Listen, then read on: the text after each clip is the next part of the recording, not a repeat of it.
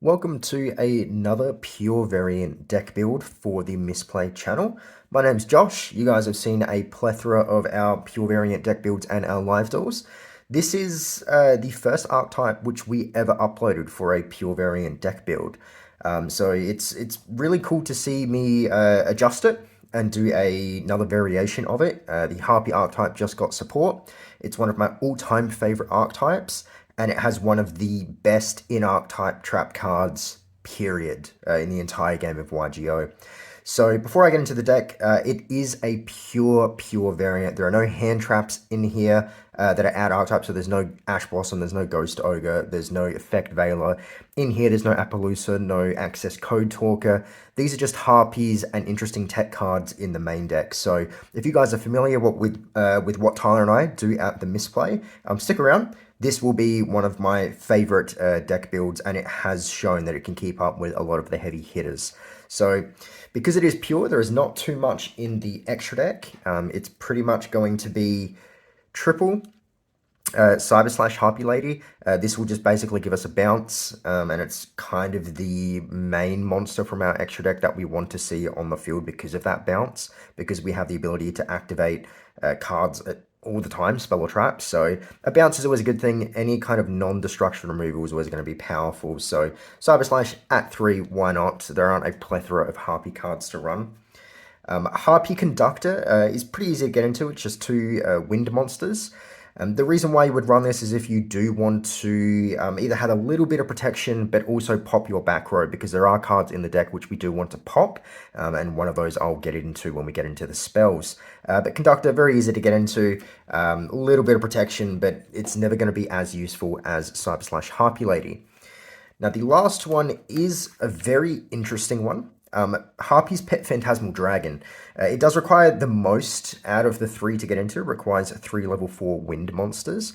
But the reason why this one I actually enjoy running is because it kind of walls up, and it can attack directly. The fact that it can wholeheartedly just prevent your opponent from attacking, because all we pretty much run are Harpy monsters, is really powerful. I never thought that it would actually come into as much use compared to Harpy Conductor and Cyber / Harpy Lady. So this is actually a very good card. If you haven't ran it before in a Harpy build, I definitely recommend trying it out. It does require the most, like I said, 3 level 4 wind monsters, but super easy to get out because all the wind monsters we run, for the most part, are level 4. So let's get into the main deck. The main deck is where we run some interesting tech cards, and I feel like the version of the build is the most casually competitive. It's not going to win any YCS, but if you're playing a pure format like Tyler and I play at the Misplay, this deck will be very good. So first off is Harpy Channeler. If you guys are unfamiliar with the Harpy archetype, this is your combo starter. This is the one that's going to allow you to discard a Harpy monster from hand, or a Harpy card, and then special summon a Harpy from deck. So absolutely the best combo starter. You want to see this in your opening hand 10 out of 10 times. It's going to be the best normal summon you can do. So definitely run Harpy Channeler at 3. The next we're going to run is generally the card you're going to special summon off of Harpy Channeler, which is Harpy Perfumer. When this card is normal or special summoned and a Harpy spell or trap from your deck to hand, that lists Harpy Lady Sisters in its text. So a very powerful card. Any card that searches is always going to be very good. So when you normal summon the Harpy Channeler, generally going to be summoning Perfumer to get the search, and then you've got 2 level 4s to go in and synchro summon, or you can go into Conductor if that's how you want to go about it. Generally, I'm going to go into Cyber /. So Harpy Perfumer, in my opinion, always a 3 of. Next, we're going to run Harpy Oracle. Harpy Oracle is the weakest of the 3, but I still definitely think it's a fantastic Harpy monster to run. It does 2 things very well. If you control a level 5 or higher Harpy monster on the field, you can special summon this card from hand. So it's more of a combo extender, but it also allows you to keep playing. This deck does very well in a grind game, and also swarming and OTKing. This is what helps you go into a grind game, because when it is summoned, you can target a spell or trap that lists Harpy Lady Sisters in its text and add it to hand from the graveyard. So if we activate Elegant Egotist or whatever it is, there's a plethora of spell and traps.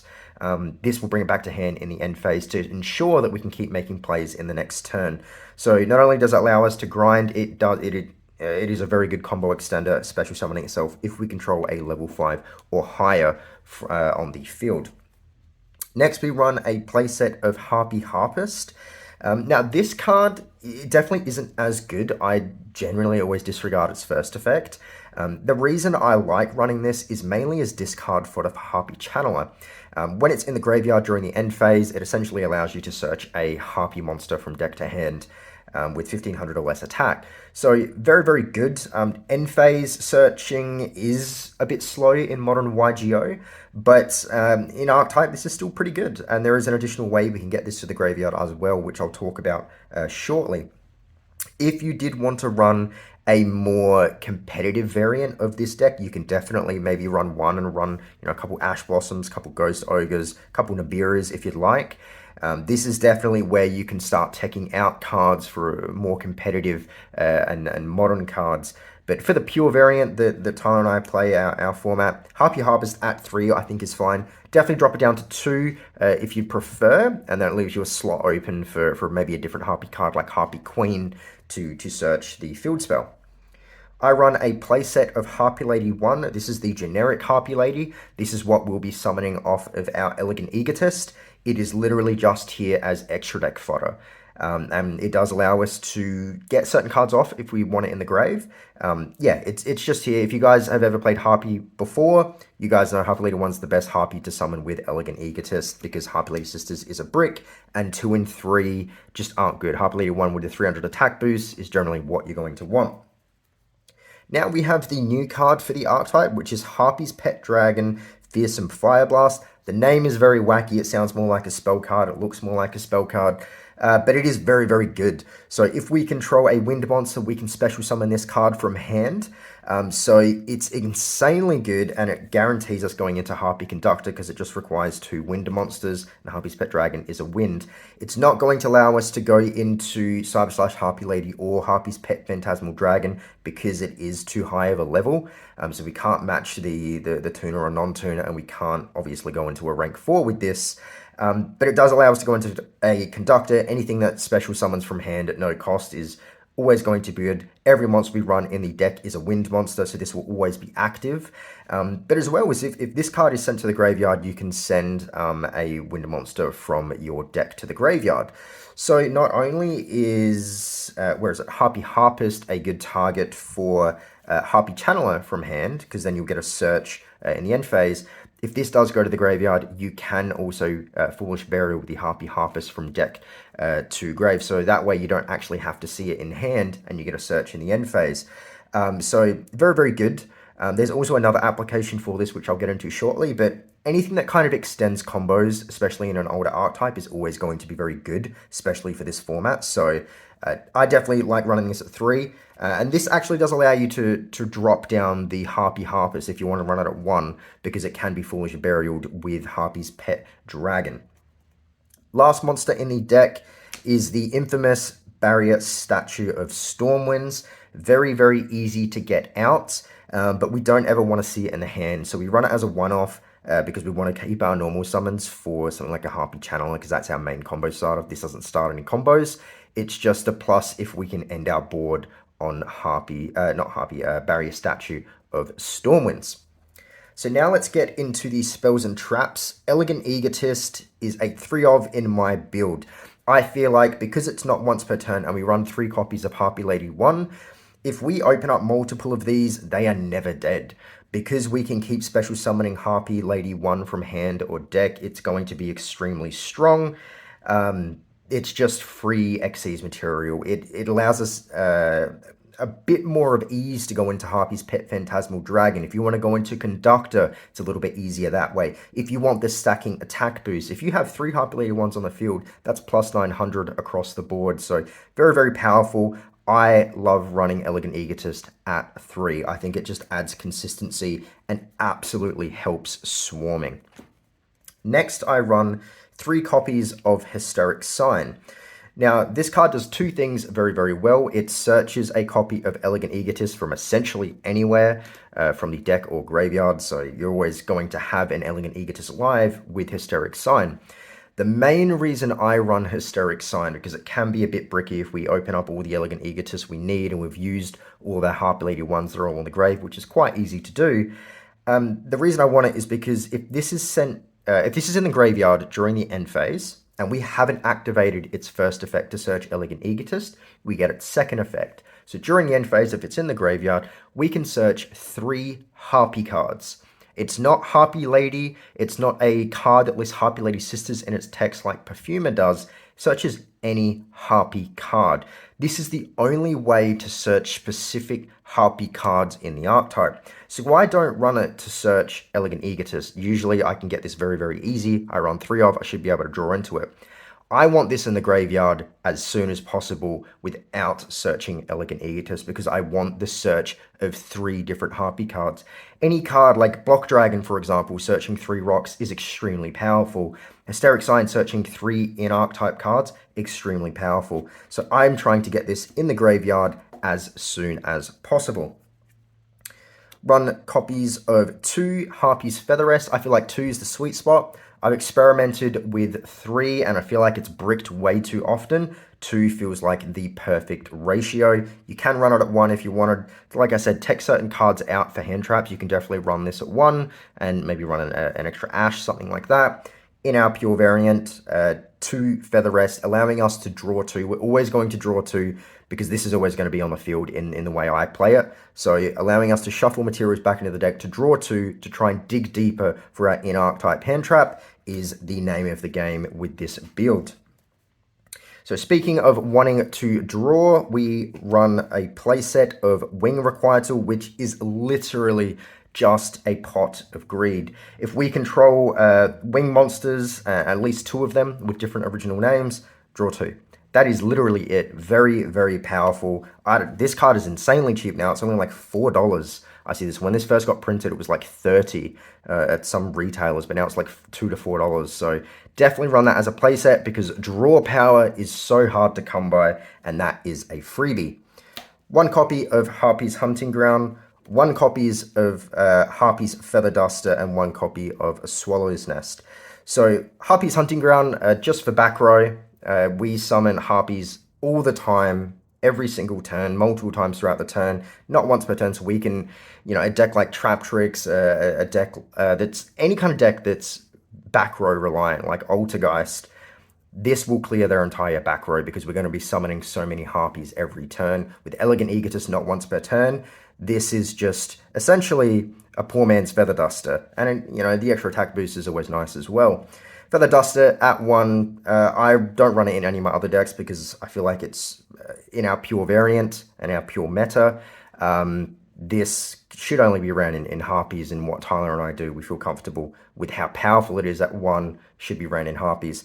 And this is one of the couple cards which can only be searched if with Hysteric Sign. So that's why I run so many Hysteric Signs, because I want it in the graveyard so I can search this in the end phase. Even though I would have to wait another turn to come back around because it's not a quick play spell or anything like that, still extremely powerful to search a one-of limited card. Swallow's Nest is at a 1 because we always want to see Harpy Channeler. If we don't have a Harpy Channeler, it's going to be a little bit harder to get to the monsters that we need and get the board that we want. But also, a lot of the time we have the board we want anyway. If we do open the Swallow's Nest, we can tribute one of our Harpy monsters, special summon Barrier Statue of Stormwinds directly from the deck. And you guys know how strong Floodgates are. You guys know how oppressive Stormwinds has been in like Lyrilish Tri-Brigade decks. So even as a very pure deck build for Harpies, you can still make use of Swallow's Nest and Barrier Statue of Stormwinds. So you can definitely run it at 2. I have ran it at 2 in the past for a little bit more consistency, and it makes Barrier Statue of Stormwinds a little more alive in the deck. But with the deck so cramped, I try to keep it at 40, and I'm happy with the ratios of everything else. I like to run Swallow's Nest at 1 because it doesn't live or die by Barrier Statue of Stormwinds. Now we're going into the traps, and like I said, this is the best hand trap in archetype in the entire game of YGO. it is Harpy's Featherstorm. A lot of people are calling this to be on the ban list, limited, whatever. Because Tyler and I run a pure format, this is the only deck that we run Harpy's Featherstorm in. It's insanely good. It's the best archetype hand trap in the game of YGO, period. What this allows you to do is, if you control a winged beast monster, activate this card. Your opponent cannot activate monster effects and negate the activated effects of monsters that your opponent controls. Just that your opponent activates for the rest of the turn. So if they activate a hand trap, if they activate a graveyard effect, if they activate anything on the field, if they activate anything from the deck, it's negated. This is the most oppressive card, period, for any archetype. And the amazing thing about running it in archetype is if we control a Harpy monster, we can activate this from hand. So it is literally essentially an infinite impermanence, but we can control cards and we can shut down everything our opponent does for an entire turn. So this is an absolute 3 of. And just like Harpy's Feather Duster, the only way to search this is to use the Hysteric Sign graveyard effect. So that's why I run 3 of, because we have a lot of draw power, but we're not always going to be able to draw into one of the playsets. So we want to guarantee it by searching with the Hysteric Sign. The Hysteric Sign will generally search us the Harpy's Feather Duster, it will search us a Harpy's Featherstorm, and it might get us a Harpy Channeler so we can continue to make plays next turn. This is an absolute 3 of. This makes or breaks the deck. So definitely get your hand on this if you plan to run Harpies. We run 1 copy of Hysteric Party. This essentially is just a Call of the Haunted, but it'll summon as many Harpy Ladies from your graveyard as possible. So very powerful. It allows you to swarm. If your opponent thinks that they have gotten rid of your entire board, just activate a Hysteric Party and all your Harpies come back. Very powerful. They'll all get their effects. They're not negated. Very good. You can take this out if you want more interruption, something like an Icarus attack, tribute a winged beast and destroy 2 cards on the field. That's also very powerful.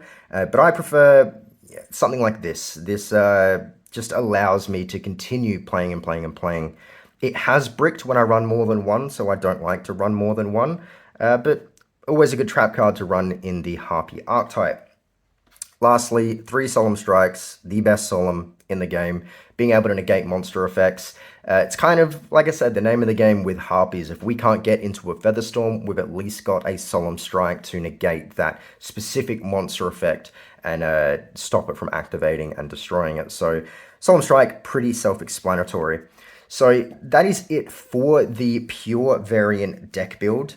Like I said, it's pure in the purest sense. There are definitely tech cards in the main deck, like the Barrier Statue of Stormwind, which isn't too unique, but we can go into it with Swallow's Nest. We have the new support with Harpy's Pet Dragon, Fearsome Fireblast. We have the draw power with Wing Requital. There are so many new cards that have come out in the past 6 months or 12 months that have elevated this deck, so it's very different from my first pure variant deck build that we did. So we'll be doing a live duel with this archetype soon.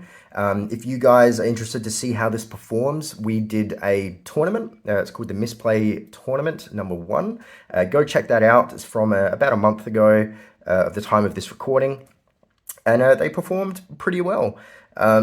Yeah, so let us know what you guys want to see. Like I said, it's pure variant, so if you guys want to see any more pure variant deck builds, see what kind of tech cards we can find, definitely let us know, because we're always excited to do more of these deck builds and have fun doing some live duels and potentially do a tournament with some of these decks. So we'll see you guys in the next one. We hope you guys enjoyed that video. If you guys want to see any more live duels, deck builds, podcast episodes, tournament videos, or anything that you guys may want to see, let us know in the comments below. Please make sure to leave a like. Please subscribe. Tell us what you guys want to see. We love hearing from you guys. 100%. Every comment matters. We read every comment on the channel. On any video. Old, new, old, new, new, old, new. We read every comment. Even if we don't respond to it, I give it a heart. 100%. Everything. 100%. We read all of it, whether we respond or not. If you can tell your friends about us, if you know people that like Yu-Gi-Oh, please recommend it. This started out as a passion project, as a hobby, and we're just getting bigger and bigger and bigger. Yeah, so that's about it from us at the Misplay. So we hope to see you guys in the comments, and we'll see you guys in the next video. Deuces.